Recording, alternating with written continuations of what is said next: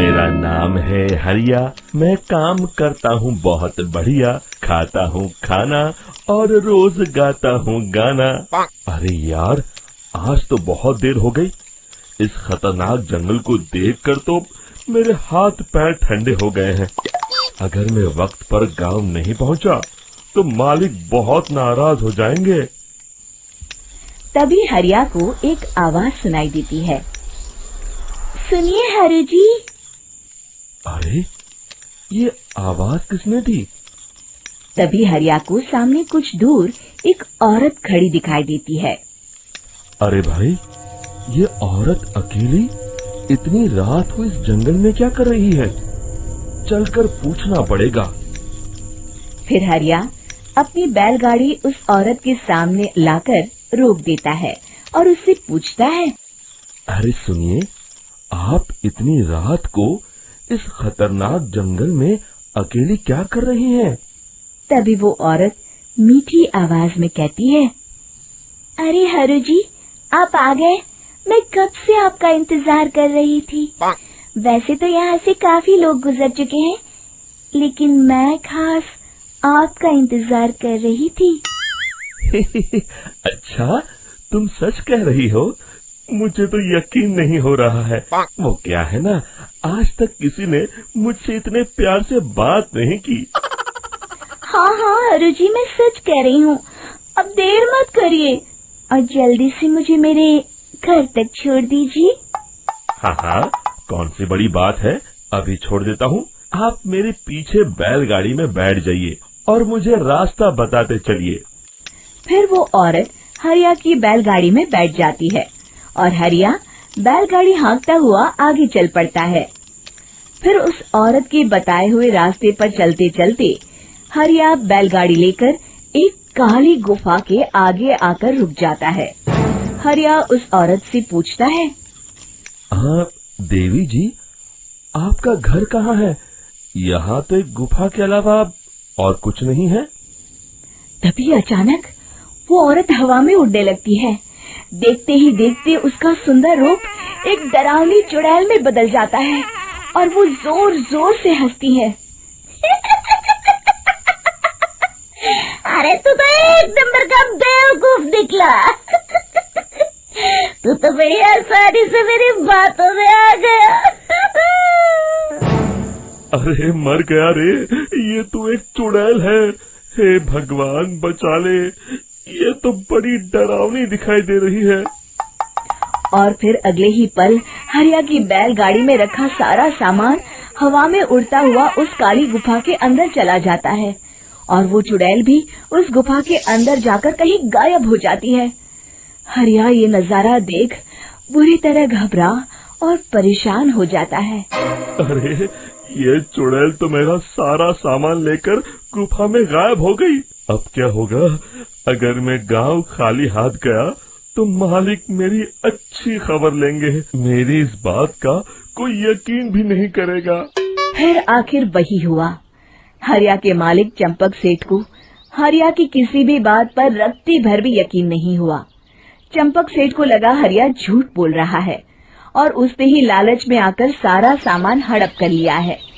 फिर हरिया को बेईमान समझकर चंपक सेठ उसे काम से निकाल देता है।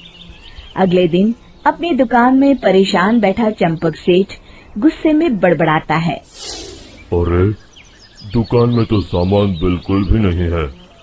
अब मुझे ही शहर जाकर सामान लाना होगा। फिर वो अपनी बैलगाड़ी लेकर शहर चला जाता है। शहर से सामान लेकर जब चंपक सेठ वापस गांव लौट रहा होता है, तभी उसे एक आवाज सुनाई देती है। चंपक जी, ओ चंपक जी। अरे, ये तो कोई मेरा नाम लेकर मुझे पुकार रहा है। फिर उस रास्ते में वही औरत खड़ी दिखाई देती है। फिर क्या था, हरिया की तरह चंपक सेठ भी उस औरत के पास अपनी बैलगाड़ी लेकर जाता है और वो भी उसकी चिकनी चुपड़ी बातों के मुंह जाल में फंस जाता है। फिर चुड़ैल उसे भी अपनी गुफा तक ले जाती है और उसका सारा सामान लेकर गुफा में गायब हो जाती है। बेचारा चंपक सेठ लाचार होकर खाली हाथ गांव लौट आता है। फिर ये उस जंगल में रोज की बात हो जाती है। जो कोई भी शहर से कुछ लेकर गांव की तरफ लौटता, वो चुड़ैल उसे बेवकूफ बनाकर उसका सारा सामान लेकर गुफा में गायब हो जाती। एक दिन हरिया एक लकड़हारे को उसी जंगल की तरफ जाते हुए देखता है। फिर हरिया उसे रोकते हुए कहता है, अरे भाई, क्यों अपनी मौत को दावत दे रहे हो?